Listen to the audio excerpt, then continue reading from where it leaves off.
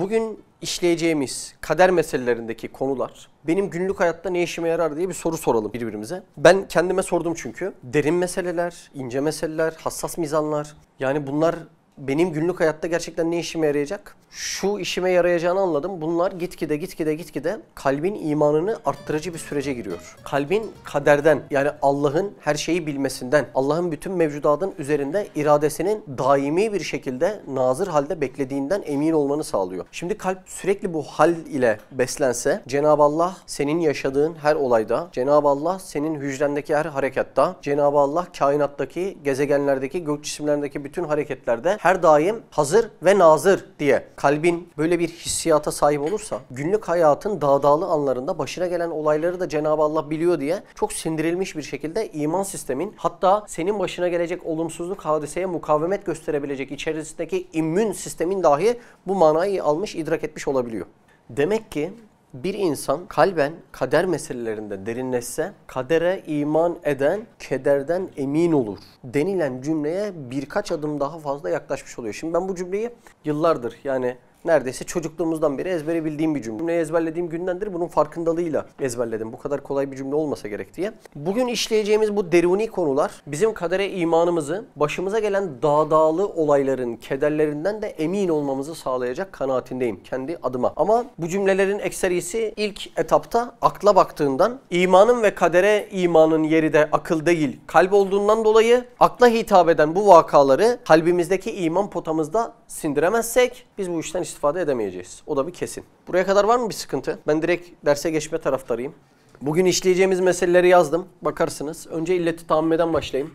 İllet-i taamme ne demek? Bir şeyin meydana gelmesi için tüm şartların nasıl bulunması? Eksiksiz olarak bulunmasıdır. O bütün şartlar eksiksiz olarak bulunursa o işin meydana gelmesi ne olur? Vacip olur. Şimdi bir tane örnek çizdim. Örnekte bu ede olsun. Tamam mı? Bu arkadaş ede. Görme fiilinin gerçekleşmesi için bütün şartların hazır olması zorunlu mudur?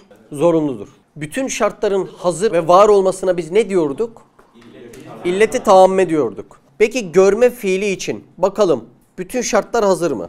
Bir adet göz var. Doğru mu? Bu göz görür halde. Doğru mu? Ortamda ışık da var. Doğru mu? Bu artık görme eylemi gerçekleşebilir mi? Efendim? Hayır. Hayır. Neden? Hayat da var. Başka? Zaten şu adam varsa hayat var gibi düşünebilirsiniz. Yani bir adam var. Tamam mı? Bu adamın gözü de var. Hem de gözü görür halde. Ortamda ışık da var. Ben diyorum ki bu adam şu an görme fiili için bütün illeti yok, eksiği yok. Bütün illeti taammesi tamam mıdır acaba? Görme buna vacip olur mu? Değil midir? Nesi eksiktir? Onu görmeyi tercih edecek. Süpersin. Süpersin. Yani emri itibari. Demek ki bunu tercih etme kısmı bu iş içinde önemli bir alan. Doğru mu? Görme fiili için. Şimdi demek ki bir şeyi yapabilmek adına bütün şartların tam olabilmesi için bizim irademizin de çalışma zorunluluğu var. Buna bir de irade diyeyim mi? İradeyi cüz'i diyeyim. Mesela görme fiilinin gerçekleşmesi için göz olmalı, görür halde bulunmalı. Ayrıca ışık da olmalı. Bunlar çoğaltılabilir ama ben ana şeyleri yazdım. Ama yeterli değildir. Yani bunlarla illet-i taamme vücut bulmaz. Bir de kulun görmeyi irade etmesi, yani emri itibari gerekir. Bu şart da gerçekleşirse görme fiili ne eder? Tahakkuk eder. İşte tam da bu yüzden insan amelinden mesuldür. İkinci mepastaki ana konu kader ve cüz'i iradenin tevfikini anlatıyorduk. Unutmayınız. İkinci mepastaki ana konu neydi? Kaderle cüz'i iradenin tevfiki. Değil mi? Kader ile cüz'i irade tevfiki. Bunu ikinci mepas için yazdım. Tamam mı? İkinci mepas.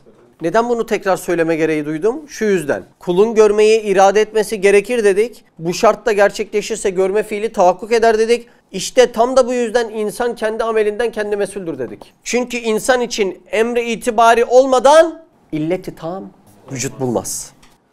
Yani emri itibari olmadan illeti tamme vücut bulmaz. Tam bu sebepten insan amelinden mesuldür. illeti tamamı anlattıktan sonra insan amelinden mesuldürü nasıl bağladık, anlatabilir misin? Emri itibari Mikrofonu alman olmadan için hangi şartlar lazım?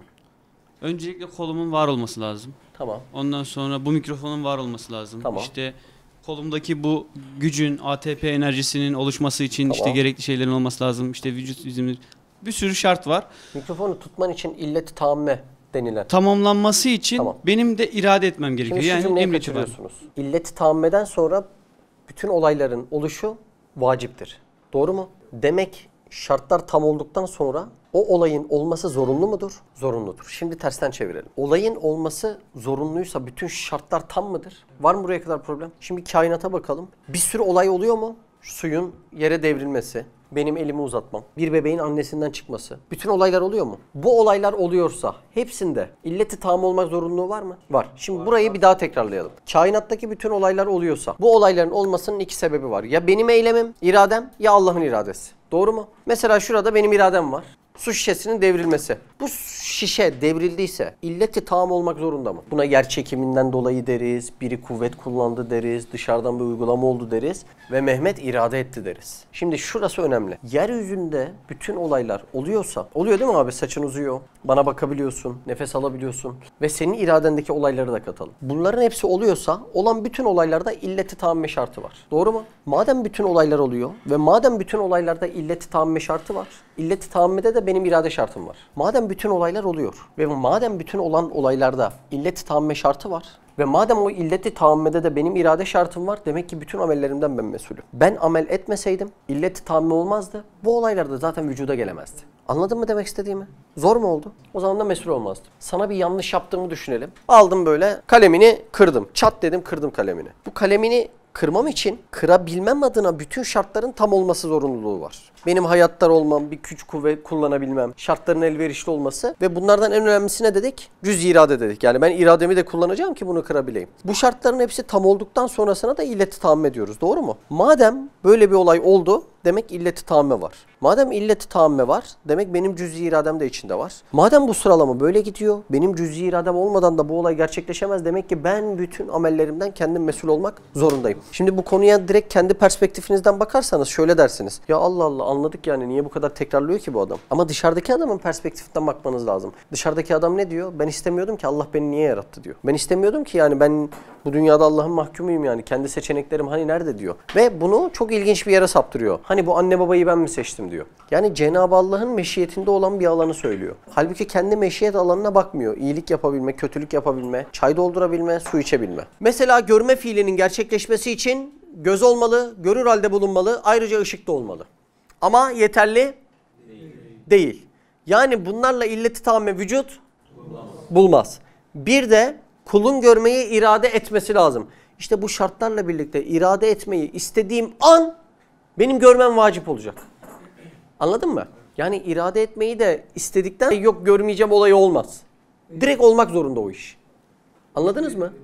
Mesela bir haram işlemek için, içki içmek için bütün şartlar ortada ve ben irade ettikten sonra o fiil anında gerçekleşmesi vacip olur. Zaten irade etme şu yani. Değil mi? Bak geldi dilime. Şu an oldu illeti tam. Doğru mu? İşte bu illeti tamın oluşmasında belki en temel faktör benim irademi kullanmamdı ya. O ortaya çıktığı anda bu fiil olmak zorunda. Madem bütün fiiller bir illeti tam, yani bir irade kullanımı sonucu oluyorsa ben kendi fiillerimin hepsinden mesulüm. Çünkü benim etrafımda benimle ilgili olan bütün fiiller benim iradem kullanmam sonucu çıkmıştır ortaya. Tamam. Bir iki örnek daha oturturuz. Bak burada konuyu anladığınızı biliyorum. Sadece şuraya itmeye çalışıyorum. Tam bu sebepten insan amelinden mesul olmak zorundadır cümlesi neden zorunlu onu anlatmaya çalışıyorum. İrade kullanmadan illeti tam vücut bulmaz ve olay gerçekleşmez. Demek hep burada ateşleyici unsur ne? Cüz-i irade. Madem cüz-i iradeni tetiklemeden bu olaylar gerçekleşmezdi ve madem bu olaylar gerçekleşiyor, demek cüz-i iradeni tetikliyorsun. O zaman o yüzden mesulsün sen. Anladın mı? Tekrar diyorum, dışarıdaki adam gözüyle de bakmaya çalışın, olur mu? Kıyası bir nefsi yapın yani. Dışarıdaki adam diyor ki Allah Allah, Allah beni yarattı, her şeyi o yaratıyor. Ben niye mesul olacağım canım falan. Burada aslında bir ispat var. Hayır. Bak sen kendi iradenle mesulsün ispatı var. İşte tam da bu yüzden insan amelinden mesuldür. Tam bu yüzden. Çünkü insan için emri itibari olmadan illeti tam vücuda gelmez. Yani illeti tamın vücuda gelmesindeki en temel faktör ne? Mesulsün. İlleti tamamın olması için en temel parça ne? Mesulsün. Tam da bu yüzden. Üstad diyor ki bir şey vacip olmazsa vücuda gelmez. Anladınız mı şimdi ne demek istemiş? He?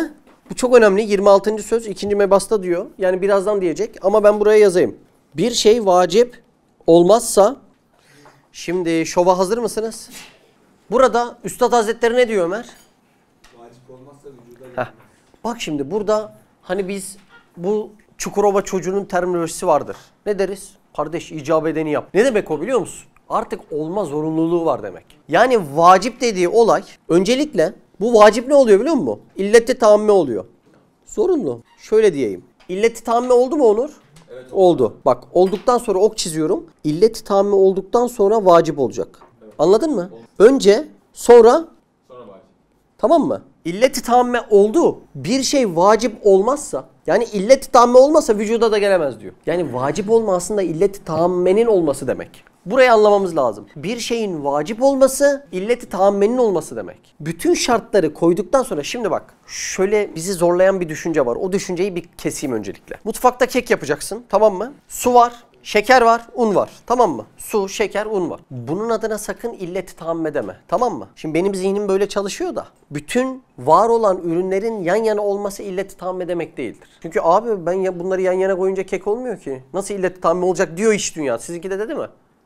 Evet. Belki demiş olabilir. Ben de dedi çünkü. Bunların var olabilmesine illeti tamme demiyoruz. Bunlarla birlikte benim bunu yapma iradem de olduktan sonrasına illeti tamme diyeceğiz. Sakın böyle abi bütün ürünler burada olmuyor hani vacipti falan gibi düşünmeyin. Orada irade illeti tammede olmazsa olmaz bir faktördür. Önemli. Ben devam ediyorum konuma. Bir şey vacip olmazsa vücuda gelmez. Tekrarlayalım bir daha. Bir şey vacip olmazsa burada vacip olmaya ne demiştik? İlleti tamme dedik. Tamam mı?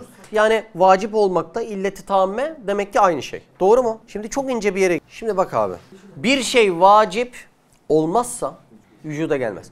Burada bu cümleyi illeti tammeyi bilmeden okuduğunda bu vacip olmak ne? Biraz boşta kalıyor. Anladın mı? Ama illeti tamme denen bütün şartların eksiksiz ve kusursuz bir şekilde var olması denen olayı bilince vacip olmak bu demek ya ben bunu biliyorum diye rahatlayabilirsin. Şimdi bu illet-i tammeye vacip dedik ya. Biz buna şöyle bir şey diyebiliriz. Hani ne diyoruz? İcap edeni yap değil mi? Burada vacip, icap. Aynı mana mı? Aynı mana. Demek ki ben şuradan canlar hani bu racon dünyasında söylenen var ya ne diyorlar? İcap edeni yap. İcap kelimesi nereden gelmiş İrfan? Vacipten. Vacip nereden geldi?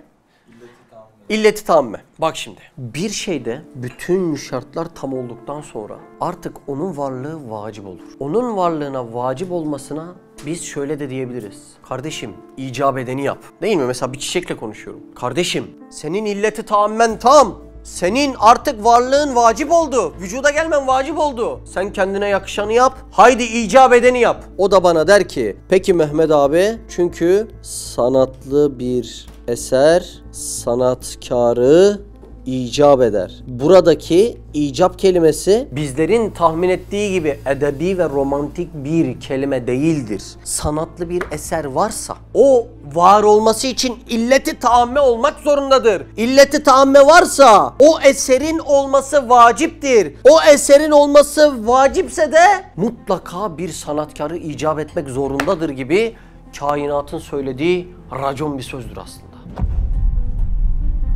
Şimdi anladınız mı? Bu cümlenin icap denen kelime ta nerelerden gelmiş? Var mı bir problem? Oturdu mu tam? Bak burada asıl olay ne biliyor musun? O eser varsa sanatkarın olma zorunluluğunun tasdiki var burada. O icap kelimesinde. Hani romantik bir şekilde ya bunu kim yaratmış olacak? Tabii ki de Rabbimiz var diye değil. Bu varsa o ilah olmak zorunda diyor burada. Var mı buraya kadar problem? Bu zamana kadar Cenab-ı Allah'ın tevhid hakikatini kainat mecmuasına bakarak anlatanlar ya işte Allah var o yüzden çiçek de var demişler. Ama üstad buna tam zıt perspektiften varmış. Hayır çiçek varsa Allah olmak zorunluluğu var demiş. Bunu da sanatlı bir eser sanatkarı icap eder kelimesindeki o icaptaki derin manayla yapmış. Devam ediyorum illeti tammeyi anlatmaya. Bu yaratılmış bir maddedir dememiz için bir şeyde illeti tamme bulunmak zorundadır. Anladınız mı? Bu cümleye daha kuvvet veriyor. Siz de benimle yazın. Bir kalemi ele alalım. Bu kalemin maddesi var mı? Nedir? Çok güzel. Maddesi ağaç ve karbon diyelim. Tamam mı? Ağaç ve karbon. Peki bu kalemin şekli var mı? Şekli ne diyelim? Silindir diyelim. Peki bu kalemin ustası var mı? Elbette bir ustası var. Peki bu kalemin bir amacı var mı? Nedir? Bu kalem yazmak için teşekkül edilmiştir. O halde kalemin illeti taammesi vardır ve bu kalem bir maddedir. Ancak bu şartlar sağlandıktan sonra diyebiliriz. Bir şeye maddedir dememiz için ne lazım? Bu kalemin illeti taammesi var. Ne demek istedik? Var olması için bütün şartlar var. Yani bu bir kalemdir. İlleti taammeden sonra ancak bunun kalem olduğunu, bir madde olduğunu söyleyebiliriz. Yani bir şeyde bu 4 illet varsa demek ki Allah'ın ilmindeki şeyi yaratmak irade ettiği ve kudreti de o şeye taalluk etti. O da yarattı. Yani maddenin meydana gelmesi ne oldu? Vacip oldu. Bunlardan birisi olmazsa ona illeti nakısa denir. Hiçbir illet yoksa ona da madum denir. Çok önemli değil, 2 tane bilgi. Peki illeti nakısa meydana gelebilir mi? Gelebilir mi? Gelemez. Madum neydi? Hiçbir illet yok. O meydana gelebilir mi? O da meydana gelemez. İlleti taammeden kalem örneği neden verildi? Kainatta gördüğün şeftalinin, eriğin, üzümün yaratılması için de illet-i taamme olma zorunluluğu var. Anladın mı? Yani o şartlar meydana gelmeden Cenab-ı Allah halk etmiyor. Ancak o şartların tamamı meydana gelse, yani illet-i taammeyi oluştursa Cenab-ı Allah eriği, elmayı, yavru bir ceylanı o şartlar tam olduktan sonra halk ediyor. Yani bu illet-i taammeye şu gözle bakabiliriz abi. Kainatta gördüğünüz yer çekimi prensiplerine kadar her birinin gözünüz içerisinde bir seyir alanında, seyir halinde olması için illet-i taamme zorunluluğu var. Bir civcivin ötüşü de buna dahil olmakla birlikte. Mesela bahçeye gitsem, karpuz eksem, ben o karpuzu yemişsem illet-i taamme oluşmuş mudur? Karpuzun var olması için değil mi? O illet-i taamme oluşmuş ki ben o karpuzu yiyebilmişim. Doğru mu? Karpuzun olgunlaşıp güzel bir hale gelebilmesi için illet-i taamme olmak zorunluluğu var mı? Kızardı böyle, dışı yeşil oldu falan. İllet-i taamme zorunluluğu var mı? Orada da var abi ama bu sefer Peki benim karpuz irade yavruyken dolu yedi, ne olacak? Yememesi de illeti taamme. Anladın mı? Bütün şartlar. Dolu yememesi de illeti taamme. Yoksa o meyve olmaz ki. O zaman Onur'un ayağıyla bastığında da o karpuz paramparça olur. Onur'un ayağıyla basmaması da illeti taamme. Karpuzun olması için bak günlük hayata atmaya çalışıyorum konuyu. Şu an çok terminolojide kaldı konu. Teorikte kaldı. Mesela yavru bir civciv var. Arabayla geçtin, öldü. Bu civciv tavuk olamadı. O civcivin tavuk olması için arabanla da ezmemen lazım. O da illeti taamme. Anladın mı demek istediğimi? Yani olması gereken şeylerden ziyade olmaması gereken şeylerin de... Tabii orası da var yani. Ana konu karpuzun çürümesi ise onun illeti taammesi, evet. Dolu yemesi diyebiliriz yani. Yani günlük hayata atmaya çalışıyorum olayı. Bütün şartları atmaya çalışıyorum. İfade edebildim mi? Yani tekrar söylüyorum, topu günlük hayata atmaya çalışıyorum. Yani buraya ektin, kivi çıktı mı? Çıkmadı. Demek illet-i taamme olmuyor burada yani. Bütün şartları sağlanmıyor burada yani. Konuda var mı problem? Yani konuyu sadece insan iradesine şartlama. Sen kayısı yaratabiliyor musun? Ha? Ama ben kayısı yiyorum. Kim yaptı bu kayısıyı? Okumaya başla abi. Bismi Sübhanehu ve in min şeyin illa yusabbihu bihamdihi. 6. Haşiye gayet müdakkik alimlere mahsus bir hakikattir. Şimdi başta ulema-i muhakkikine mahsus diyordu. Şimdi bir katman daha atladı. Ulema-i muhakkikini de bırak. Daha muhakkik alimlere mahsus bir alan diyor. Anladınız mı? Yani gitgide bir katman daha ne oldu? Derinleşti olay. Cüz-i ihtiyarinin üssül esası olan meyelan. Ben önce bir cümle okuyayım. Bu haşiyeye de bir şeyler yazmışım. Gayet müdakkik alimlere mahsus bir olaydır. Yani ulema-i muhakkikinin içerisinde iyice ince eleyen müdakkik insanların anlayabileceği konulara gireceğiz birazdan. Güzellik bir hakikattir. Çirkinliğin müdahalesiyle güzellikte mertebeler meydana gelir. Yani bugün sosyal medyada da konuşuyordu arkadaşlar. Bir olayda mertebe olması için zıttının olma şartı var mıdır? Var. Evet vardır. Cenab-ı Allah'ın sıfatlarında ve esmalarında neden mertebe olmaz? Çünkü onlar sonsuzdur. Sonsuz olan şeylerde zıtlık olamaz. Zıtlığı birbirinde barındıramayacağından da mertebe olamaz. Hayır da bir hakikattir. Buradaki mertebeler de şerrin müdahalesiyle ortaya çıkar. Yani biz bir insanın çok hayırlı bir insan, bir işin çok hayırlı bir iş olduğuna kanaat edebilmemiz için bir o kadar kuvvetli de şer olmak zorunda. Çünkü şer olmasaydı hayrın mertebeleri ortaya çıkamazdı. Yani siz bir ırz düşmanını evinizde masaya oturtabilirdiniz. Niye? Mertebe yok. Nasıl anlayacaksın ki o adamın şerefsiz olduğunu? Anladın mı demek istediğimi? İnsanların bu dünya imtihanında karşılaştıkları farklı hadiseler, içine düştükleri değişik sıkıntılar yahut nail oldukları farklı nimetler, İhsanlar, makamlar, servetler eklendiğinde her bir insan ayrı bir nevi olarak karşımıza çıkar. Bütün insanların çeşitleri, cinsleri birbirinden farklı çıkıyor ortaya. Artık insanlar arasındaki farklılık bülbülle karga, yılanla bal arısı arasındaki fark gibi olur. İnsanlar arasındaki bu farkı doğuran şeyin ana unsurun emri itibari olduğunu asla unutmamak gerektir diye bir not düşmüşüm. Devam edebiliriz. Cüz'ü ihtiyarinin üsül esası olan meyelan, maturidice bir emri itibaridir, abde verilebilir. Burayı konuşmuştuk. Fakat Eş'ari ona mevcut nazarıyla baktığı için abde vermemiş. Fakat o meyelandaki tasarruf Eş'ariyece bir emri itibaridir. Öyleyse o meyelan, o tasarruf bir emri nisbidir. Muhakkak bir vücudu haricisi yoktur. Bir dakika. Koyuncu vücudu harici ne demekti? Bu demek abi bu. Bu. Var olan şey. Basit mevcut düşün olan şey. abi, basit. Vücudu ilmiyle vücudu harici olarak ayırmıştık. Birine Senin çocuğun 3 yıl önce vücudu ilmiydi. Şimdi evde yatıyor mu senin bebek? vücudu harici. Vücudu haricisi var. Tamam mı? Yani hariçten, neyden hariç? Ezeli ilimden. Hariçten bir vücut. Ben vücudu harici var mı benim? Var. Lütfen basit düşünelim, tamam mı? Vücudu harici ne demek? Bu işte cisim. Tamam mı? Somut. Aynen öyle, somut. Devam edelim. Öyleyse o meyelan, o tasarruf bir emri nisbidir. Muhakkak bir vücudu... Emri nisbi ile emri itibari arasında ince bir yorum farkı var ama şimdilik bizim işimize yarayacağı kanaatinde değilim. Biz emri nisbi görünce emri itibari diyebilirsiniz, tamam mı? Fark yok. Devam. Muhakkak bir vücudu haricisi yoktur. Emri itibari ise illeti tamme istemez ki illeti tamme vücudu için lüzum ve zaruret ve vücub ortaya girip ihtiyarı ref etsin. Belki o emri itibarinin illeti bir rüçhaniyet derecesinde bir vaziyet alsa o emri itibari subut bulabilir. Birazdan bu kelimelerde ne demek istiyor? Bunlara da ayrıntılı gireceğiz. Devam edelim. Öyleyse o anda onu terk edebilir. Kur'an ona o anda diyebilir ki şu şerdir yapma. Bak şimdi emri itibariyi çekerse adam illeti tamme oluşur mu? O yüzden o anda onu çekebilme yetkisi adamda mı? Kur'an diyor ki bu alkol içme şerdir, haramdır. Tam illeti tamme gerçekleşecek.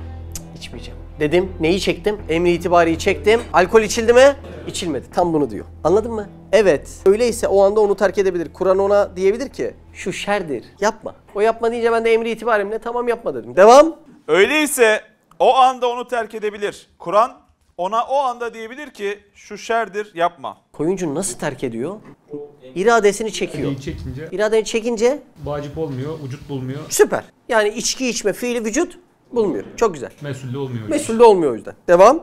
Evet, eğer abd halık-ı efali bulunsaydı ve icada iktidarı olsaydı Yani bir kul fiilleri de kendisi yaratabilseydi. Mesela şu an elimi kaldırma fiilini ben mi oluşturuyorum? Hayır. Ben ne ediyorum? İrade ediyorum. Elimdeki hareket eylemlerini yaratan kim? Allah Azze ve Celle. Eğer kulda yaratabilme özelliği de olsaydı diyor. Evet. ve icada iktidarı olsaydı o vakit ihtiyarı ref olurdu. Çünkü ilmi usul ve hikmette malem yeciblem yücet kaidesince mukarrerdir ki bir şey vacip olmazsa vücuda gelmez. Yani illeti tamme bulunacak sonra vücuda gelebilir. İlleti tamme ise malulü biz zarure ve bil vücub iktiza ediyor. O vakit ihtiyar kalmaz. Var mı orayla ilgili söylemek istediğiniz bir şey? Buyur abi. İlleti tamme oluşmayıp da bir şey oluşuyorsa onun adı mucize oluyor zaten. Diyebilir miyiz? Eyvallah. Bence deriz. Doğru. Ya da olmuyorsa ateşin yakmaması gibi. Çok güzel. Mucize oluyor onlar. Mucize oluyor. Doğru abi. Aynen öyle. Evet. Devam edelim mi? Şimdi zihinleriniz nasıl? Uçuşa geçeceğiz de. Fatih, hazır mısınız? Evet. Dikkatler iyi mi? Sahabe hayatı anlatıp hep ruhunuzun coşmasını beklemeyin. Bunlar da çok önemli konular yani. Anladın mı? Tane tane bunlara gitmeye çalışacağız. Yeni bir konu anlatmam lazım. Varlık 3 nevidir diye yeni bir konu anlatmam lazım. Vücudun mertebeleri de diyebilirsiniz dediğiniz gibi. Bu abicim yeni bir araya gireceğim. Bu araya girdikten sonra da tercih bilen müreccihi anlatacağım. Bunu anlatmadan o biraz eksik kalıyor. Az önce okuduğumuz yerden önce illet tammeyi anlattım ya onun gibi. Aslan nev ne demek? Tür, çeşit. Bir, vacip olan vücut. Bire vacip de yazabilirsiniz sadece. Kim bu vacip olan vücut? Onur Akkız. Mesela senin varlığın vacip mi? Evet. Burada vacibül vücut diyoruz ya. Varlığı zorunlu olan. Mesela senin varlığın zorunlu mu yoksa Allah diler yaratır diler yaratmaz mı? Ama Allah diler yaratır diler yaratmaz gibi değil mi? Bak Risale-i Nur'da şey diyoruz ya. Ben olmam lazım. Bak sadece vacip misin deseydim bu sorun doğruydu ama diyorum ki senin vücudun hani Risale-i Nur'da geçiyor ya Cenab-ı Allah için vacibül vücut. Anladın mı? Varlığı zorunlu olan, kaim olmak zorunda olan. Şimdi biz onun varlığıyla varız. Doğru mu? Doğru. Demek ki senin ve benim varlığım ve vücudum zorunlu değil. Allah'ın istemesiyle. Sen şununla karıştırdın. Senin vücudumdaki bütün şartlar bir olursa varlığın vacip olur. Doğru mu? Peki ben diyorum ki şartlar ne olursa olsun sen olmak zorunda mıydın? Değil. Onur Akkız dünyada ne olursa olsun her türlü var olmak zorunda değil. Burayı anladım. Allah Onur Akkız'ın şartlarını yaratırsa evet Onur Akkız'ın var olması vacip olur. O ayrı bir konu. Ama ben diyorum ki Onur Akkız'ın vücudunun varlığı dünyadaki şartlar ne olursa olsun olmak zorunda değil. Allah Onur Akkız'ı diler yaratırdı, diler yaratmazdı. Doğru mu? O yüzden senin vücudun vacip değil. İlleti tammedersiyle karıştırma bunu. İlleti tammede şartlar olursa vacip olursun. Buradaki vacip ne biliyor musun? Ya ne olursa olsun olmak zorundalığı var. Hatta ebedi ve ezeli olma zorunluluğu var. İfade edebiliyor muyum? Onur Akkız'ın varlığı bu cihette vacip değil. Bu cihette. Peki bu şartlara baktığımızda varlığı ve vücudu vacip olan kimi biliyoruz? Allah'ı. İşte Allah'ın varlığına bir isim veriyoruz biz. Bir tabiri var. Vacibül vücut. Çok güzel. Vacip olan vücut mertebesinde kim var? Sadece Allah var. Yazın. Yani vücudu ezeli ve ebedi olup başka hiçbir şeye muhtaç olmayan. Devam edeyim mi? Evet. Bizatihi nefsiyle kaim diyelim. Şu önemli bir kelime. Onur sen bizatihi kendi nefsinle mi varsın? Hayır. Allah'ın yaratmasıyla. Evet. Peki Allah bizatihi kendi nefsiyle mi kaim? Evet. Evet. İşte bu vacibül vücut oldu. Anladın mı? Yani haşa Cenab-ı Allah bir şeye isnat ederek var değil ama sen ben bir şeye isnat ederek varız. Yani vacip olan vücut sadece Allah, başka bir seçenek, örnek vesaire hiç kesinlikle yok. Yok aynen. Şartları da az önce konuştuklarımız. 2'ye geçeyim mi? Var mı bir problem? 1'e ne dedik Murat? Vacip. Evet vacip dedik. Peki vacip vücut mertebesi kim var örnek olarak? Allah. Şu cümleyi de burada unutma. Bizatihi nefsiyle kaim. Tamam mı? Nefsi yani kendisiyle. Bir yere dayanıyor mu? Dayanmıyor. Sen dayanıyor musun? Dayanıyorum Allah'a. 2. Mümteni. Ben şu bir vacip, 2 mümteni. Varlığı mümkün olmayan, vücudu imkansız. Örnek verelim. İkinci bir ilah var mıdır? İleride doğma ihtimali? O zaman onun varlığı ve vücudu mümteni. Aslan Giray'ın aynısından ikinci bir tane olabilir mi? Mümteni. Ruhu dahil aynısı. Bırak ruhu, parmak izi bile aynısı yok. Anladın mı? Demek felsefenin içerisinde varlığı imkansız olan meseleler vardır. Bu da onlardan birisidir. 3'e geçeyim mi? Halis abi akşam semaverde çay yapabilir miyiz? Mümkün. Şartlar hazır. Aynen o. Şimdi efendim? İmkan dahilinde olabilir. Evet. Ama biz şu cümleyi de ezberleyelim. Çünkü mümkünü birazdan deşeceğiz. Ondan sonra da tercih bilen mürecciye geçeceğiz. Varlığı ve yokluğu müsavi. Evet abi. Varlığı ve yokluğu eşit olduğundan eşitliği bozup tercih eden bir müreccihe zaruret var. Derse giriyoruz yavaş yavaş. Hacılar bak sakın kopmayın ha. Vacip, mümteni. Şimdi abiler varlık ve yokluk eşitken. O zaman ben mümteni vücut muyum? Hangisiyim ben? Mümteni. Varlığım ve yokluğum eşit mi benim? Allah Ya eşit. Siz niye beni 5 milyar yıl yaşıyor gibi düşünüyorsun? Daha 32 yıldır varım. Demek varlığım yokluğum benim eşit. Nasıl çıktım ben varlık alemine? Varlığım ve yokluğum eşitken varlığımı tercih eden bir müreccih çıkardı beni. Neden? Sen beni varlık alemine çıkaramazsın. Rahmetli dedeni varlık alemine çıkaramazsın. Neden? Sen hangi vücuttaydın? Mümkün. Yani var da olabilirsin, yok da olabilirsin. Mümkün bir vücut, mümkün bir vücuda sebep olamaz. İllet olamaz. Sen varlık alemine çıkmak için sonsuz bir kudrete muhtaç mısın? Muhtaçsın. Ben varlık alemine çıkmak için sonsuz bir vücuda muhtaç mıyım? Muhtaç. Varlık alemine çıkmak için sonsuz bir vücuda muhtaç biri nasıl illet, gerçek sebep olabilir ki? Olabilirsen dedeni varlık alemine çıkar. Olamıyor, anlatabildim mi demek istediğimi? Burada mı dikkatler? 3 tane vücut. 1, Vacip, 2, mümteni, 3, mümkün. mümkün. Vacibe örnek? Allah. Mümteni örnek? İkinci bir Allah. Mümkün örnek? Ben. Çok güzel ben. Sen varlık alemine çıkmakla yoklukta kalman müsavi miydi? Denkti. Şu an varlık aleminde misin? Evet. Demek ki İrfan şu an varlık alemindeyse İrfan'ı biri varlık alemine çıkarmak zorunda. İrfan'ı varlık alemine çıkaran kendi gibi mümkün bir vücut mertebesinden olamaz. Vacip olması lazım. Çünkü mümkün, mümküne illet olamaz. Var mı buralara kadar problem? Demek ki bizim gibi mümkün vücut mertebesindekiler, buradaki herkesin varlığı ve yokluğu eşit miydi? Eşitti. Bizim gibi mümkün vücut mertebesindeki kişiler vücut yapısı vacip olan yani olması zorunlu olan bir müreccihe bizi varlıktan yokluğa çıkarmak için tercihte bulunacak bir zata ihtiyaç duymak zorundadır. Karışıyor mu kafalar? Bence bu kalıbı sakın unutmayın. Risale-i Nur'da nereler okusanız lazım olur. Kainattaki inandığınız, gördüğünüz, görmediğiniz ne varsa bunların hepsi 3 tane vücut mertebesinden oluşmak zorunda. Bunların bir tanesi vacibül vücut diyoruz. Yani vücut mertebesine vacip diyelim. Vacip ne demek? Olma zorunluluğu olan demek. Olma zorunluluğu olan şey 10 yıl, 20 yıl, 30 yıllık değildir. Ebed ve ezel boyunca varlığı kaim, kendinden, kendi nefsine, bizatihi nefsiyle kaim olan bir vücut mertebesinde biri olmak zorundadır. Biz ona Allah Azze ve Celle diyoruz. Var mı bir problem buraya kadar? Yok. Üçüncü olarak da mümkün. Yani imkan dairesinde diyoruz. Ne demek mümkün? Varlığıyla yokluğu müsavi. Yani eşit. Madem, bak buralarda birazdan çok inceleyeceğiz. Madem bir şeyin varlığı ve yokluğu eşitse nasıl olur da varlık alemine çıkar? Bir müreccih mi lazım? Demek birinin şunu demesi lazım. Kün!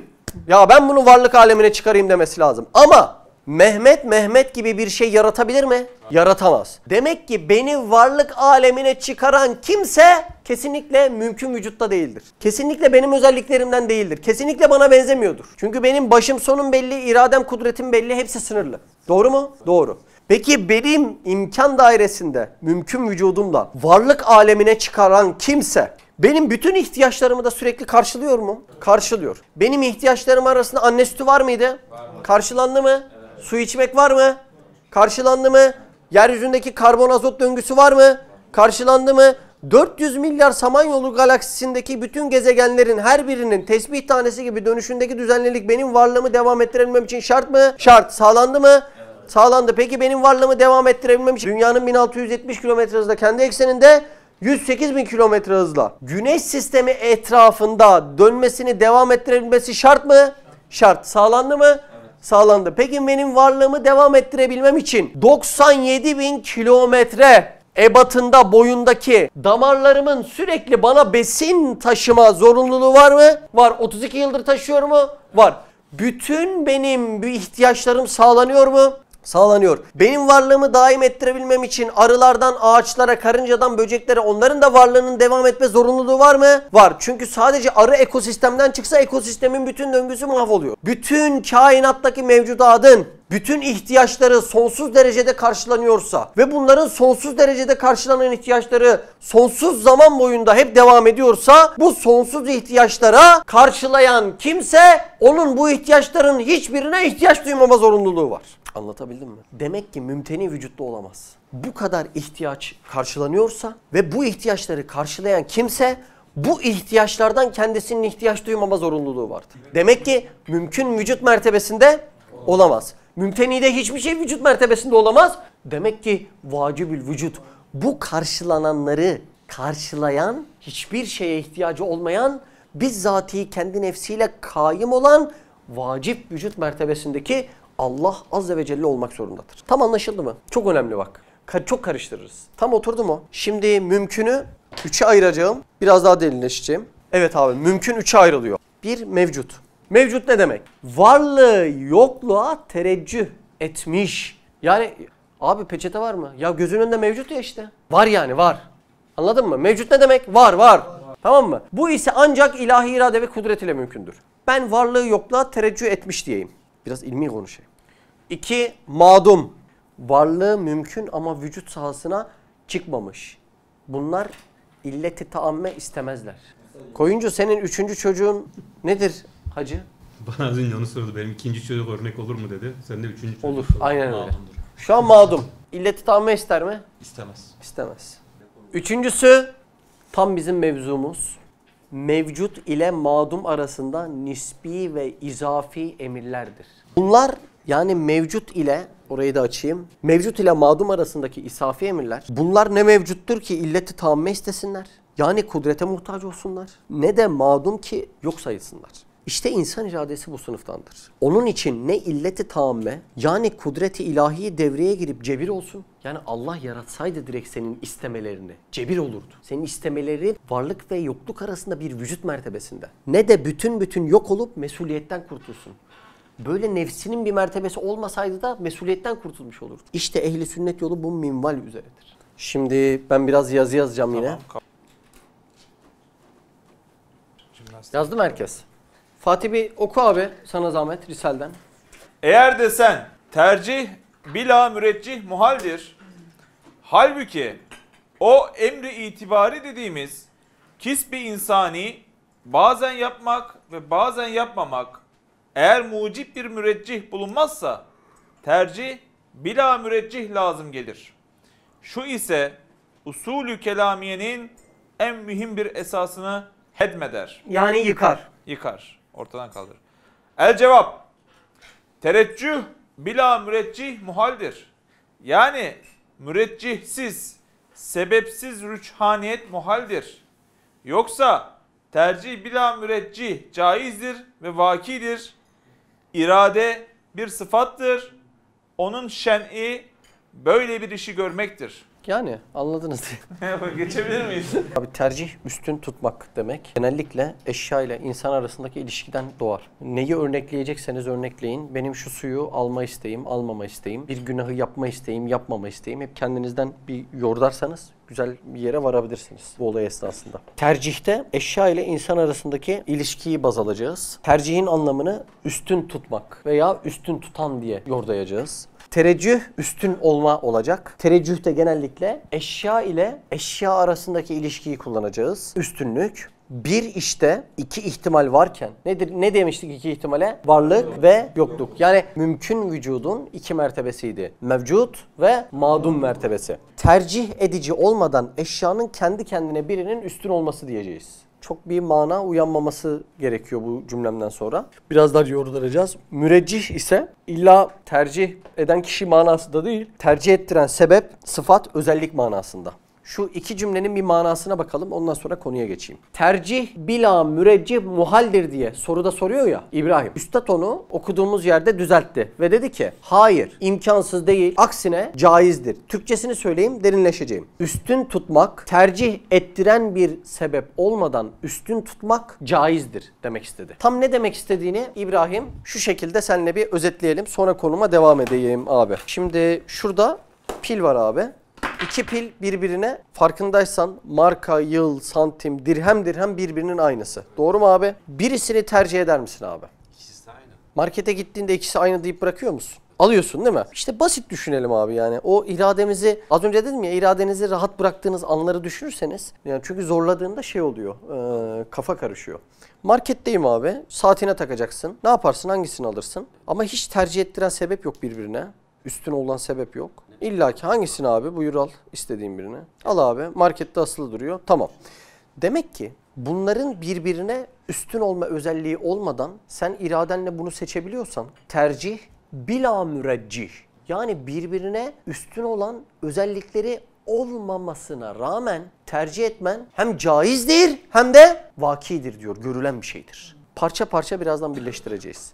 Tam örneğini anladınız mı? Şimdi birincide diyordu ki abicim tercih bila müreccih muhaldir. Yani ben birbirine müsavi olan iki şeyi tercih asla etmem. Ben bir şeyi tercih ediyorsam onun üstün özelliği olmak zorundadır. Demek ki Allah hayra üstün özellik koyuyor. Hayrı seçenler de o üstün özelliğinden dolayı seçiyor. Benim buramda iradem devre dışı kalıyor diye mantık çıkacak. Ama ispatladık. Aynı şeyleri de seçebiliyoruz. Anladın mı? Birazdan değişeceğiz biraz. Tercih etmek. Bila müreccih. Aralarında tercih ettirici bir sebep olmadan tercih etmek caizdir. Vakidir. Tercih. Böyle kelime kelime öğrenin. Tercih etmek. Seçtim. Ama tercihte ne dedim? Eşya ile insan arası dedim.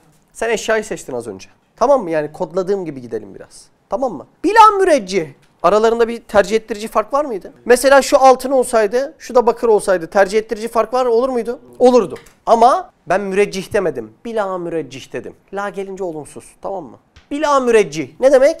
Aralarında tercih ettiren bir fark olmadan bunları tercih etmek hem caizdir hem vakidir. Markete girdiğinde lan bunların hepsi aynı. Niye bunları tercih edeyim deyip almadan mı çıkıyorsun? Mutlaka ikisinden biri rafta duruyor ve sen ikisinden birini çekip alıyorsun. Birazcık tamam mı burası? Buyur abi. Bir insan iki özellikle aynı şeyden birini seçebilir. Seçebilir. Yani. Çok güzel. Bu yani bu kadar. Tabii. Çok güzel. Çok güzel. İki özelliği aynı şeyden birini bir insan seçebilir. Şimdi biraz derinleşeyim. Müsaadeniz var mı? Hangi cümleyi işliyorum? Caizdir, vakidir. Vakidir hani zaten seçiyorsun işte yani.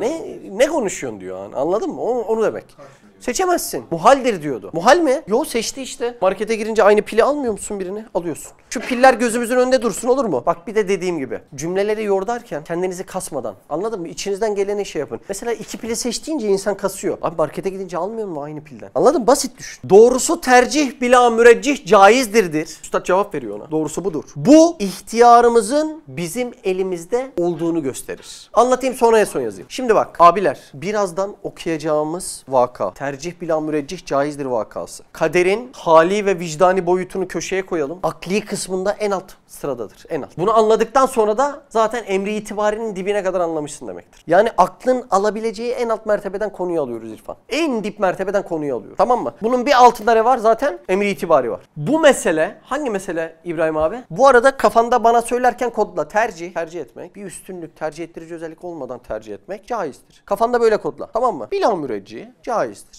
Tercih ettirici bir şey üstünlüğü olmadan tercih etmek caizdir ve vakidir. Az önceki pil örneği. Bu mesele bizim ihtiyarımızın bizim elimizde olduğunun en büyük ispatıdır. Yani tercih ettirici bir sebebe bakmadan ben tercih edebilirim. Az önce İbrahim etti mi? Etti. Mesela şu bardağı kim getirdi buraya? Kim getirdi? Kim getirdi bu bardağı? Sen getirdin. Bununla aynı yanında bir bardak daha vardı. Onu niye getirmedin? Tercih etti bunu getirdi. Bir üstünlükleri var mı aralarında? Yok. Ama bunu tercih etti. O da bilmiyor niyet. Bak şimdi geliyor. Tercih ettirici bir sebebe bakmadan ben tercih edebilir miyim? Edebilirim. Ne örneği dedik? Pil örneği dedik. Çünkü sevap, günah bana ait. İrade bir sıfattır. Onun şeni, iradenin şenliği yani özelliği böyle iş görür. Devam edeyim birazdan açalım. Tereccüh bila müreccih muhaldir. Buna da gireyim mi? İki farklı poşetle bak şimdi. Tereccüh bila müreccih muhaldir. Onu da bir şey yapalım. Üstün olması tercih ettiren sebepsiz muhaldir. Şimdi ne demek? Tereccüh bila müreccih muhaldir. Bu önemli bir özellik. Şimdi Aslan, beni dinliyor musun Aslan? Tereccüh bila müreccih muhaldir. Benim elimde iki tane poşet var. Koyuncu. Birinde 5 elma var, birinde 3 elma var. Aynı özellikte. Normalde 5 elma 3 elmadan üstün müdür? Üstündür. Peki sen gördüğünde illa 5 elmayı mı alırsın? Yok, hayır. Ben bugün markete gittim, bir kasa elma vardı ama ben bir poşet elma aldım. Demek ki tercih ettirici bir sebebi, üstünlüğü olmasına rağmen illa onu tercih etme zorunluluğun yoktur. Oldu mu? Yoksa hayır, zaten hayır. Tercih ettirici unsuru olduğundan mecbur onu seçerdik. Ama tercih ettirici özelliği olsa bile onu seçmek zorunda mısın? Değil. Muhal. Bazen gidip 0 elma alıyorsun. Bazen bırak elmayı. Elma faydalı mı? Tercih ettirici üstünlüğü var mı? Var. Ama gidiyor kokain içiyor. O yüzden. Yani tercih ettirici üstünlüğü olması sana bağlayıcılığı yok. Anladın mı? Anladım. İki farklı poşette 3 ve 5 elma var. Ben 5'i seçmek zorunda mıyım? Hayır. Eşyanın üstünlüğüyle yani 5 elma olmasıyla zorunda olsam iradem ortadan kalkardı. Bu kaide olsa ben ancak cebriye olacaktım. Şimdi iki konuyu tekrar başka bir bölümden ele alarak sıfırdan gidiyorum. Buraya kadar problem var mı? Topraktan bir şey çıkarmak bir şey çıkarmamaya göre daha zordur. Mesela topraktan elma çıkarma desem bunu yaparsın değil mi? Olur abi şimdi de çıkarmayayım. Bana topraktan elma çıkar desem ek, biç, güneş, tohum ciddi bir zahmet. Bu çıkmak ama bu rüçhaniyet eşyanın eşyaya karşı bir üstünlüğü olmaz. O yüzden müreccih şarttır. Yani elmanın toprağa çıkmayı tercih etmesi daha zahmetli bir olaydır çıkmamaya tercih etmemesinden. Sizin çocuğu meydana getirmemenizden daha mı zahmetli? Getirmeniz daha zahmetli. Ben de onu sordum değil mi? Bir çocuğun meydana gelmemesinden daha zahmetli. Doğru mu? o çocuk için dünyaya gelmek, yani o çocuk tabii iradesiyle böyle bir şey tercih edemez. Ben velev iradesi olsa diyorum. Veya elma için dünyaya gelmek, mevcut olmak, dünyaya gelmemekten, mağdum olmaktan daha zahmetli bir şeydir. Ama bu zahmetliyi, daha zahmetliyi seçtiğinden dolayı bu rüçhaniyet, üstünlük gene de olamaz diyor. O yüzden müreccih şarttır. Yani onu varlık alemine gelmesini tercih eden birisi şarttır. İlmi kelamda bu cümleyi bu hayret için söylerler. Mesela eşya için adem ve vücut eşittir. Ama nasıl olur da eşya kendisi vücudu seçer? Nasıl olur da seçer? Demek müreccih, yani bir fail var. Üstad soru sahibinin, yani varlıkla yokluk madem eşitse tercih bila müreccih muhaldir cümlesini bozuyor. Diyor ki varlık ve yokluk eşit bile olsa, hatta bırak eşit olmayı, varlık alemine çıkmak daha zahmetli. Yani böyle baktığında rüçhaniyet peyda eden yokluk olur. Çünkü daha zahmetsiz. Buna rağmen zorunlu olan varlık alemini seçiyorsa tercih bila müreccih, yani varlık ve yokluk eşit bile olsa bunun varlık alemine çıkması muhal değil, caizdir. Sadece bir çıkaran olmak zorundadır. Şu an ikinci farklı bakışı okuyorum aynı cümlelere. Az önce birinciyi bitirdim, şimdi ikiyi okuyorum. Bir iki tane daha okuyacağım. Devam edeyim mi? Sorun var mı? Bir şeyin yapılması ile yapılmaması birse, elma için varlık aleminde olması, yokluk aleminde olması arasında fark var mı sizce? Var mı elma için? Fark olsa yokluğu seçerdi, daha zahmetsiz. Yenecek yok çünkü. Bir şeyin yapılması ile yapılmaması birse, yapılmasını yapılmamasına tercih eden bir müreccih olmak zorundadır. Kainatın olması ile olmaması birdir. Bütün kainatın, bırak elma armut. Demek ki olduran birisi var. İlmi kelamda yaratılmış mahlukatın yapılmasını yapılmamasına tercih eden bir zat vardır olayına üstad sanatlı bir eser sanatkarı icap eder diye cevap verir. Hatırlıyor musun? Bir şey demişti. Sanatlı bir eser sanatkarı icap eder. Bu kadar, yani bunun başka bir yorum yok demişti. O kadar bakarsan o kadar kalırsın. Bir gün biri sormuş, hocam şefaat var mı? Bir arkadaş şefaat yok diyor demiş. Doğru diyor demiş. Şefaat yok diyene şefaat yok demiş. Anladın mı? Bunda başka mana yok dersen başka mana sana yok. Helmi mezit dersen öyle açılır. Üçüncü yoruma geçiyorum. Aynı konuda üçüncü yoruma geçiyorum. Yandı mı biraz kafalar? Ver yine dikkati çünkü sıfırdan başlıyorum her yorumda. Tercih bila müreccih caizdir.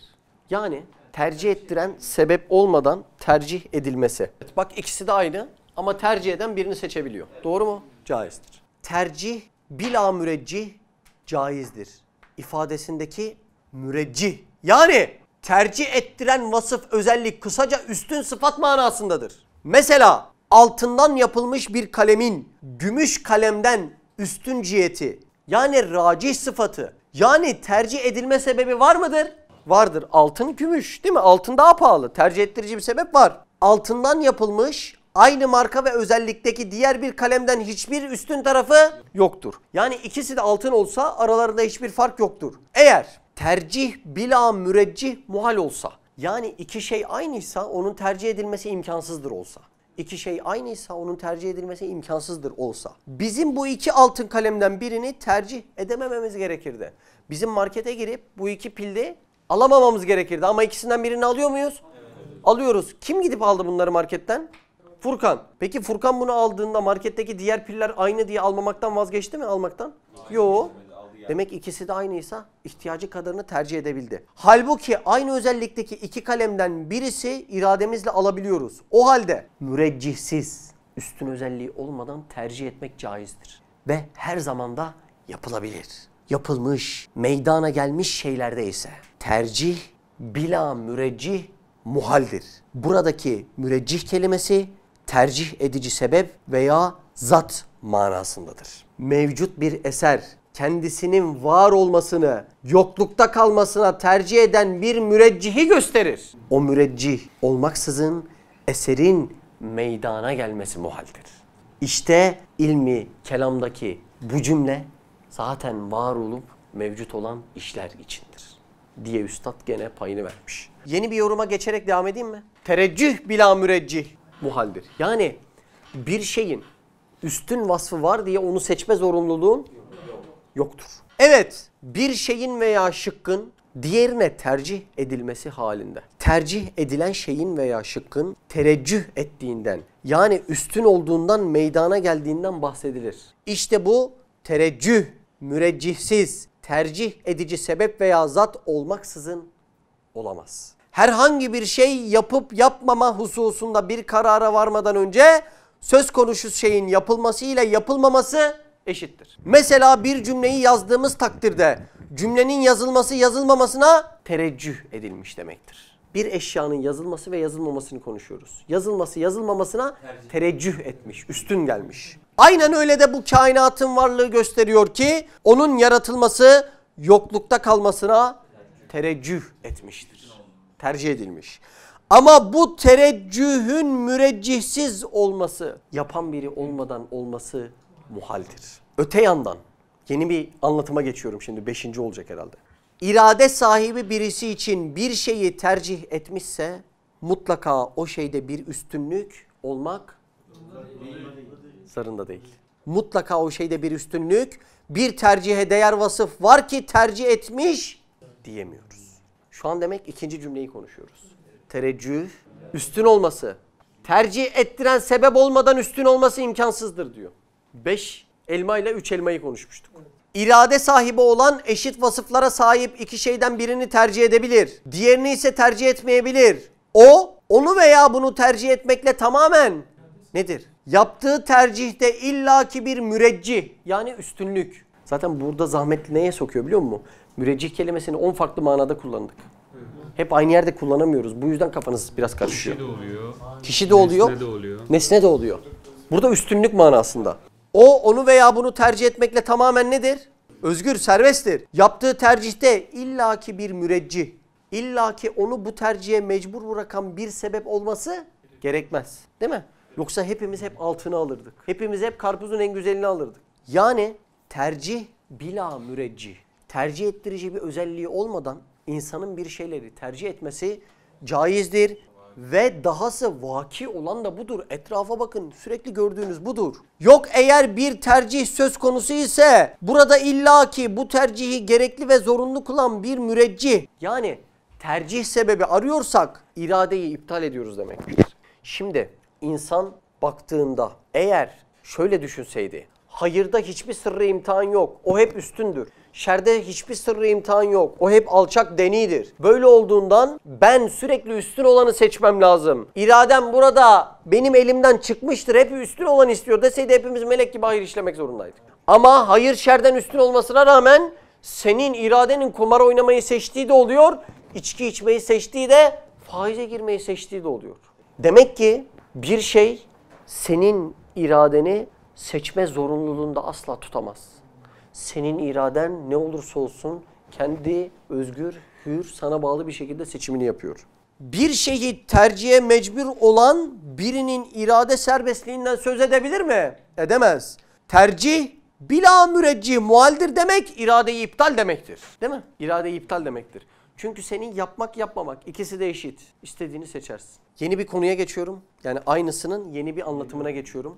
Yeni bir şey daha okuyayım. Şimdi bunu hayır şerre bağlamamız lazım. Tercih bila müreccih muhaldir. Yani yanlış olan cümleyi söyledim. Değil mi? Çünkü caiz ve vakidir. Muhaldir, yani yanlış olan ifadeye göre diyor. Tercih ancak iki farklı kitap arasında olabilirdi. Eğer durum böyle olsaydı kimse aynı şeyleri birbirinden alamazdı. Mesela markette 5 milyon tane Duracell pil var ya. Bir bakıyorum hepsini tercih edemem ki deyip dönüp evime gidiyorum. Düşünebiliyor musun öyle bir şey olduğunu? Komik olur değil mi? Zira iki farklı kitap arasında mutlaka tercihe sebep olacak bir rüçhaniyet, yani üstünlük yönü vardır. Bu üstünlük, yön veya vasıf tercihe bir illet ve sebep teşkil edecek.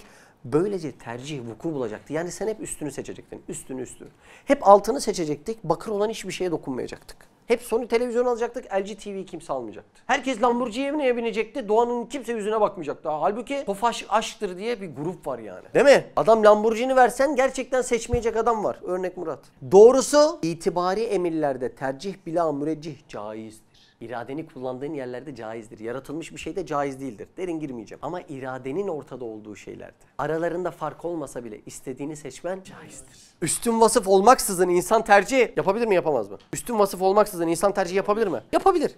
Basit düşünün abi. Bu da mesuliyet veren cüz'i iradenin varlığına en büyük delildir. Hatta üstün vasıflı olmayana da tercih yapmak caridir. Anladın mı demek istediğimi? 2 tane pil var. Bu altın, bu da çelikten. Adam çelikçi diye benim canım onu istiyor, canım diyor, çeliği alıyor. Alabilir misin? Alır yani. Kimin umrunda, değil mi? Kendi istediğini seçebilme hürriyeti var. Bu ise kulun cebir altında olmadığının en önemli vesikasıdır. Mesela koskoca markette koyuncu gidiyor dandik un kurabiyesi alıyor. Neden? Tercih bila müreccih caizdir çünkü. Anladın mı? Bırak üstünlüğü. Anlaşıldı mı? İnsan gidiyor dönerciye. Et döner var, tavuk döner var. Hangisi daha üstün? Et. Protein olarak da daha üstün. Doğru mu? Fiyat olarak da daha üstün. Ama adam tavuk döner yiyor. Niye? Öğrencilik iliklerine kadar işlemiş fakirlik cihetinde. Anladın mı? Onun üstünlüğü, bırak üstünlüğünü. Ya da 2 tane dürüm tavuk döner var. Onun arasında bir fark var mı? Gramajına kadar yok. O adam o zaman tercih bila müreccih. Muhal olsaydı, yani aralarında bir üstünlük olmadan seçim de yapamazsın. Kaidesi olsaydı açlığından ölürdü o adam. Çünkü bir öğrencinin tek besini tavuk döner. Alternatif yok. İnşallah tavuktur. Bu ise kulun cebir altında olmadığının en önemli vesikasıdır. Mesela insan imanın nihayetsiz üstün vasıfları olduğu halde. Nerede yazdım bunu diye sabahtan beri okuyorum. Şurayı baştan alıp bir daha giriyorum. Hatta üstün vasıflı olmayana da tercih yapmak caridir. Bak bırak caizi, cari geçerli. Bu ise kulun cebir altında olmadığının en önemli vesikasıdır. Mesela insan imanın nihayetsiz üstün vasıfları olduğu halde rüçhaniyetleri, küfrü ve inkarı imana tercih edebiliyor. Bu da gösterir ki insanın iradesini rüçhaniyet yani üstünlükler değil, kendi müstakil kesbi kazanımları ve seçimleri belirliyor. Rüçhaniyet illet olsaydı iradeyi selbederdi ve sen hep hayrı seçmek zorunda, imanı seçmek zorunda kalırdın. Rüçhaniyet illet midir? Rüçhaniyet illet midir? Değil. Hayır. Cevap ver. Tereccüh bila müreccih imkansız muhaldir. Üstünlük seçime zorlasaydı tereccüh bila müreccih caiz olurdu. Rüçhaniyet seçime zorlasaydı herkes imanın vasıflarını seçmek zorunda kalır. Çok iyi anladınız mı? Bu da gösterir ki insanın iradesini rüçhaniyet yani üstünlük değil, kendi müstakil kesbi belirliyor. Rüçhaniyet yani üstün olan şey, yani imanı seçmek. Eğer illet olsaydı, herkese seçim zorunluluğu verseydi iradeyi selbederdi, altına alırdı. Herkes mecburen üstün olduğundan dolayı onu seçerdi. Ve tereccüh bila müreccih caiz olurdu. Cari olurdu. Demek bu hüküm insan iradesi noktasında şu hüküm. Tercih bila müreccih caiz ve cariydi. Nasıl oldu? Ama tereccüh bila müreccih muhaldir. Yani bir şeyin üstün bir vasfı var diye benim seçme zorunluluğum imkansızdır. Öyle olsa imanı herkes seçerdi. Caiz olan ve muhal olan. Tereccüh bila müreccih muhaldir. Kaidesi ise sabit emirlerde esaslı ve hakikatlı bir ilmi kelamdır. Sabit emirler ise vücudu ademine tereccüh etmiş. Elmanın yaratılması sabit bir emir diyebilir miyiz? Diyebilir miyiz koyuncu? Elmanın yaratılması emir midir? Emirdir. Evet. Varlığı yokluğu tercih edilmiş mi? Edilmiş. Sabit emirler ise vücudu ademine tereccüh etmiş. Yani varlığı yokluğuna üstün gelmiş. Harici bir vücut kazanmış. Ne demek harici vücut? Burada işte var demek. Harici bir vücut kazanmış olup bunda müreccihsiz yani tercih edeni olmaksızın vücuda gelmesi imkansızdır. Bak kainat kitabına vurunca da bu mana çıkıyor. Buradaki müreccih kelimesi meydana getiren. Dedim ya başka manaları da var onu okuyorum. Yapan, varlık ile yokluk dengesini bozan fail demektir. Yoksa üstünlük ve rüçhaniyet manasında değildir. Tercih eden olmadan tercihin imkansız olması manası itibari işler ve emirler değil, sabit yani mevcut ve mahluk olan işler ve emirler de caridir. Kainat yaratılmadan evvel mümkün vücut mertebesindeydi. Mümkün. Abi mangal yapabilir miyiz? Mümkündür ya. Ya olmasıyla olmaması eşit. Kainat yaratılmazdan evvel mümkün vücut mertebesindeydi. Yani varlığı da yokluğu da eşitti. Şu anda varlık sahasında. Demek varlığı yokluğuna tereccüh etti. Üstün geldi. Tercih eden vacibül vücut tercihini varlıktan yana yaptı. Buna ilmi kelamda varlık ve hudus deliliyle Üstad 33 pencerede geçmiştir diyebiliriz. Eğer desen, burayı ben okuyorum Fatih. Tercih bila müreccih muhaldir. Murad Usta, bu cümle doğru mu yanlış mı? Bu caizdir. Yani muhaldir yanlış oldu o zaman. Doğrusu caizdir, vakidir. Eğer böyle desen, yani ne demekti? Tercih ettirici bir vasfı olmadan. İkisi aynı ya, bunda seçim yapılamaz. İmkansızdır. Eğer böyle desen diyor. Halbuki o emri itibariyle, yani senin tercih hakkınla dediğimiz kisbi insani bazen yapmak ve bazen yapmamak eğer mucip bir müreccih bulunmazsa tercih bila müreccih caiz olur, lazım gelir diyor. Birini alabilir misin? Caiz ve lazım oldu. Şu ise usulü kelamın en mühim bir esasını hedmeder, yani yıkar. El cevap. Tereccüh bila müreccih muhaldir. Sen karıştırdın diyor benim paşam. Yani bir şeyin üstün vasıfları var diye onu seçme zorunluluğum imkansızdır diyor. Bir şeyin üstün vasıfları var diye 5 elmayı 3 elmayı her zaman tercih etmek zorunda mıyım? Eğer öyle olsaydı herkes imanı tercih etmek zorunda olur muydu? Peki küfürü de tercih eden var mı? Demek ki serbestsin diyor. Tereccüh bila müreccih muhaldir. Yani bir şey üstün diye tercih etme zorunluluğu imkansızdır. Yani müreccihsiz, sebepsiz rüçhaniyet muhaldir. Yoksa tercih bila müreccih caizdir ve vakidir. İrade bir sıfattır.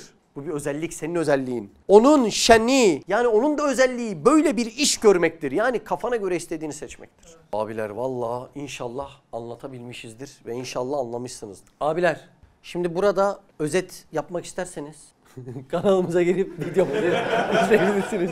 Vallahi ben buraya özetletemem kimseye. Özet bu kadar. Yok, 2 partım daha var. Eğer desen. Evet, orası var. Bir de 7.'si var. Bitirmem lazım. Şu diğer eğer desene gireceğim. Kavram olarak. Tabii. Tamam. Önce bir kavramlarını yazayım. Tamam mı abi? Şimdi ben yarın bir gün birini öldürsem, hakim de bana 20-30 yıl ceza verse. Ya bu ölüm eyleminin, yani kat denilen eylemin tamamını yaratan Allah'sa ben nasıl olur da bundan mesul olurum? Sorumuz burası. Anladın mı demek istediğimi? Ve buna böyle duygusal cevaplar değil de akademik gözle bakmamız lazım. Çünkü şu an o tarz bir çalışma yapıyoruz. Bu arada hala 6. meseledeyiz. Bilmem farkında mısınız? 6. mesele dediğimiz mesele ne kadar derin ki hala git bitiremiyoruz. Madem hatta direkt Risale'den okuyalım soruyu. Ne diyordu Fatih abi? Eğer desen madem katli halk eden haktır, Yani- niçin bana katil denilir? bir ölüm eylemini yaratan kim? Allah. Niçin o zaman bana katil denilir diyor. Bizim 2. mebhastaki ana meselemiz Sinan neydi? Kader ile cüz-i iradenin tevfiki diyordu. Yani bağlantısı. Bak burada da diyor ki katil, yani bir kat olayında, cinayet olayında bütün her şeyi yaratan Allah mı? Bana niye katil diyorsunuz? Bak kaderle kendi arasındaki tevfiki kurmaya çalışıyor. Bağlantıyı kurmaya çalışıyor yine. Şimdi soruyu bir daha alayım abi. Eğer desen madem katli halk eden haktır, niçin Evet. bana katil denilir? Evet Yunus, bir şey soracağım. Bu 2. mebhastaki ana konu neydi Yunus? Kader ile cüz-i iradenin arasındaki tevfik. Tevfik, yani bağlantısı. Bak bu soruda tam o. Soruda diyor ki ya arkadaş her şeyi Allah yaratıyor demiyor musunuz? Diyor muyuz? Evet. Diyoruz değil mi? Ben az önce cinayet işlediğimi söylüyorsunuz. Bu ölümü, cinayeti kim yarattı? Allah. Bana niye katil diyorsun? Soru oldu mu? Gene baktığında kaderle kendi cüz-i iradesinin arasındaki tevfiki, bağlantıyı istiyor yani. Soruda var mı bir problem? Bir problem yok. Okuyalım abi. El cevap, çünkü ilmi sarf kaidesince Hangi kaidece? İlmi sarf kaidesi kelime türetme ilmi demektir. Bir de nahiv denen bir ilim vardır. Nahiv de kelimelerin cümlelerde aldığı yerlere göre mana kazanmasını tahkik eden bir ilim çeşididir. Şu an ilmi sarf kaidesince diye cevap veriyor üstad. Dikkat edin, romantik bir cevap var mı? Yok. Sinan, bir gün münkir biriyle konuşacağın zaman kardeşim bilimdeki iltizam kanununa göre dediğinde çok olaylar değişir. İşte üstad onu yapıyor. El cevap, çünkü ilmi sarf kaidesince ismi fail bir emri nisbi olan mastardan müştaktır. Şimdi bu cümleyi bir konuşmamız lazım. İsmi fail mastardan müştaktır. Yani bir kişiye bir isim veriliyor diye o kişi o işi yapamaz. Mesela sana pilot İbrahim desem uçak uçurabilir misin?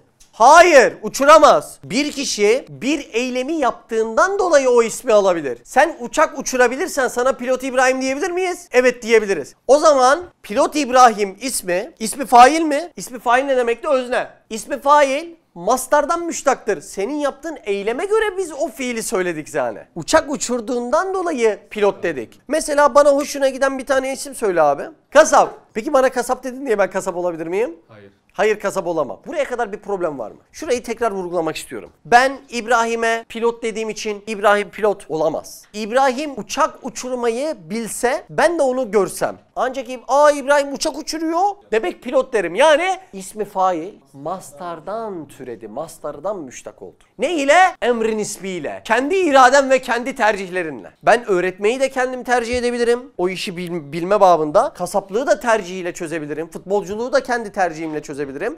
Kendi tercihimle hangi mastarı yapsam o mastardan müştak ile ismi fail bana takılır. Şimdi ismi fail dediğimiz öznedir.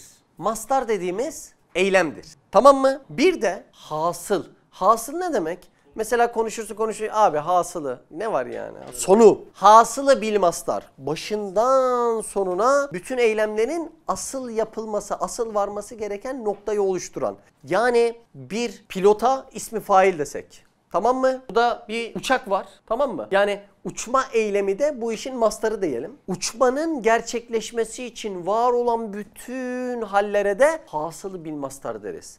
Ve burada hasılı bil mastar olan yani bütün eylemlerin oluşmasında parmağı, iradesi, kudreti olan Allah Azze ve Celle oluyor. Tamam, baştan alıyorum. İsmi fail uçuran dedik ama dikkat et, uçağı uçurtmada tek etkisi birkaç düğmedir. Yoksa kişiyi, havayı, sürtünmeyi yaratmada bir etkin yoktur. Demek uçuran yani ismi failin etkisi çok az. Adeta bizim irade kullanımımız gibi. İkincisi mastardır eylem, uçağın uçmasıdır. Üçüncüsü hasılı bir mastar, eylemden doğan sonuçtur.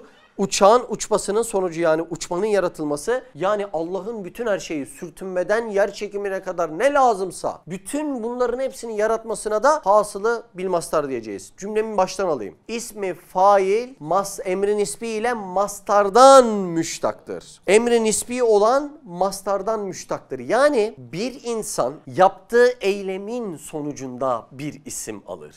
Bu cihette bakacak olursak bir kişi katl eylemini yaparsa yani cinayet eylemini yaparsa orada ismi faile katil deriz. İsmi meful yani etkilenen cinayet olayından etkilenene de maktul deriz. Bütün cinayet eylemini yaratana da hasılı bil mastar deriz. Ama sarf ilmindeki ismi fail bir emrin ismi olan mastardan müştaktır. Yani sen yaptığın eylemden dolayı o ismi ancak alabilirsin. Kaidesinden dolayı o cinayet işini yapan katil ismini alan kişi kendi emri nisbisiyle yaptığından dolayı işte o mesuldür. Yoksa bütün eylemleri yaratan Allah bundan mesul değildir. Çünkü katil olan kişi kendi tercihini yapmıştır. Cenab-ı Allah bütün olayları onun isteğine göre yaratmıştır. Üstad böyle bir meseleyi ilmi sarf kaidelerine göre böyle bahsetmiştir. Abi okumaya devam edebiliriz. Eğer desen katli halk eden haktır, niçin bana katil denilir? El cevap. Çünkü ilmi sarf kaidesince ismi fail bir emri nisbi olan mastardan müştak. Yoksa bir emri sabit olan hasılı bil mastardan inşikak etmez. Çok güzel emri sabit. Neden emri sabit diyor? Çünkü illeti tamme olursa hasılı bil mastar da olur. Anladın mı koyuncu?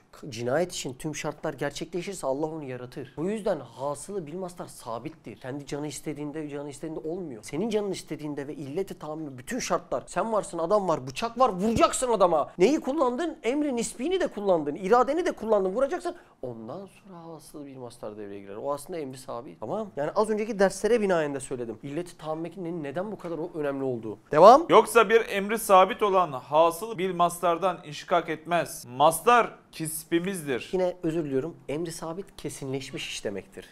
Kesinleşmesi için zaten illeti tamme demek. Tamam. Unutmayın. Devam. Mastar kisbimizdir. Katil ünvanını da biz alırız. Hasılı bil mastar hakkın mahlukudur.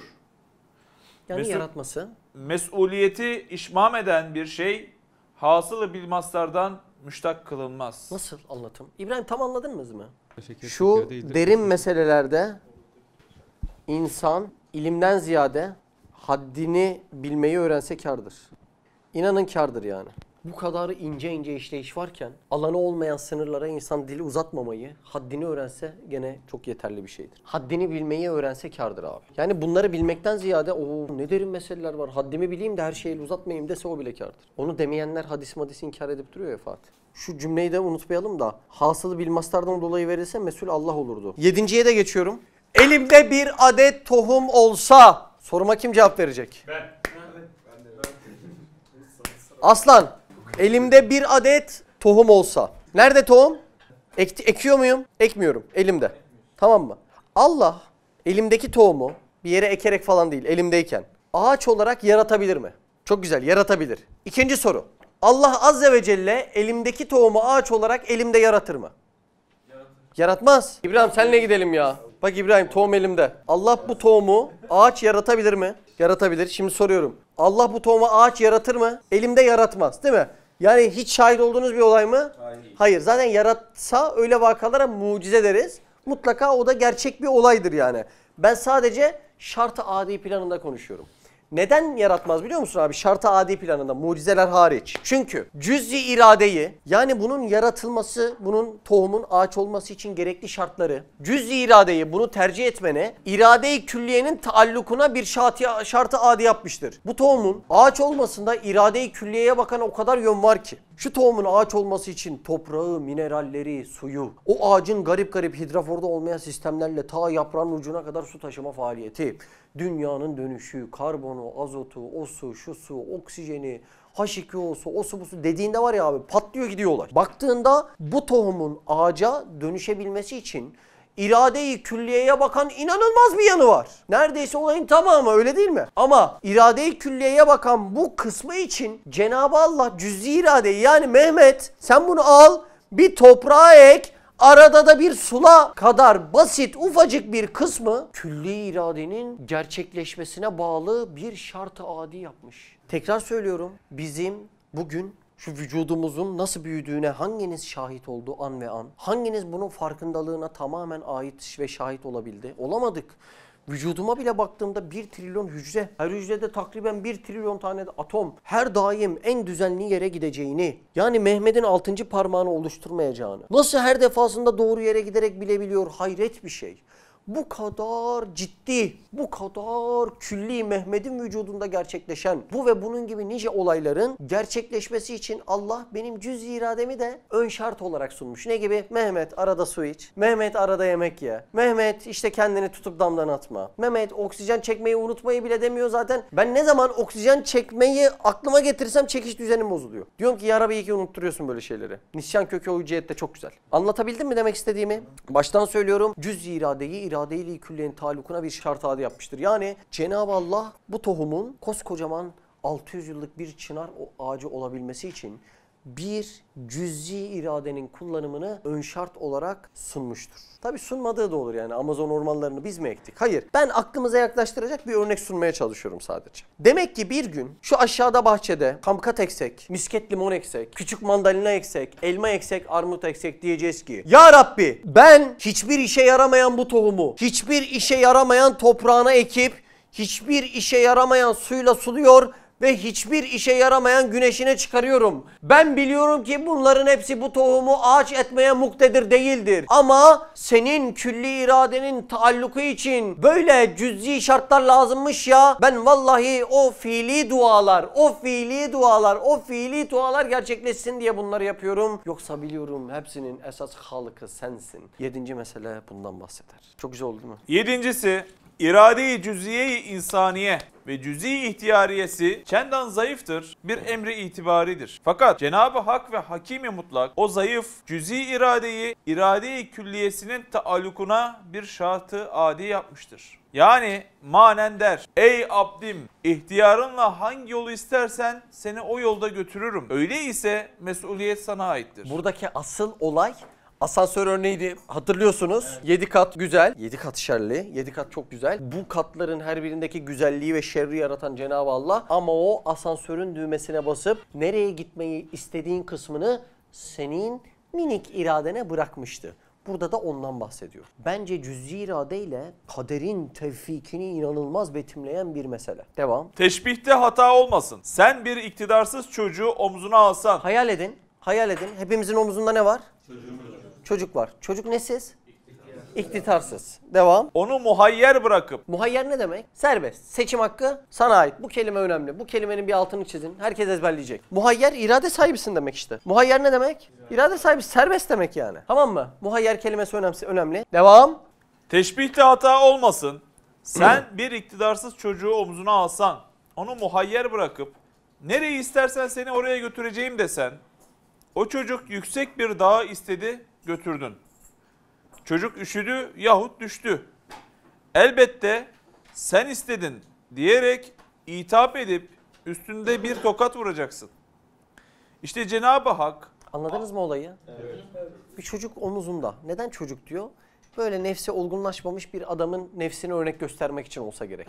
Çocuk omuzunda, çocuğun iktidarı yok. Anladın mı? Eli, ayağı, kaşı gözü pek çalışmıyor. Ondan sonra soruyorum seni ne yapayım diyorum. Abi şu Torosların zirvesine çıkar diyor. Omuzumda Torosların zirvesine çıkarıyorum. Sonra çocuk diyor ki ya abi üşüdüm ya beni buraya niye getirdin diye sanki bana suç atıyor.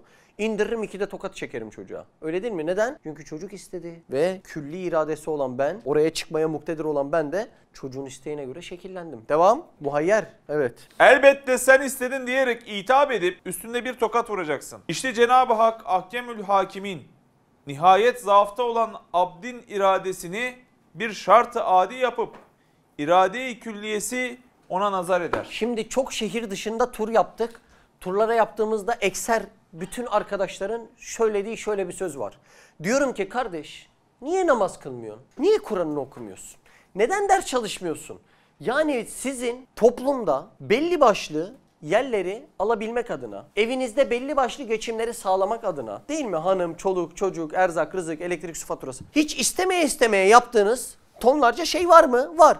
Neden bu meselede bunu yapmıyorsun? Ne zaman desem diyorlar ki abi inan bana hiç güzel bir arkadaş ortamım yok. Sizin gibi insan yok. Yani Allah razı olsun güzel bir şey söylemeye çalışıyor da söylediği şey güzel değil.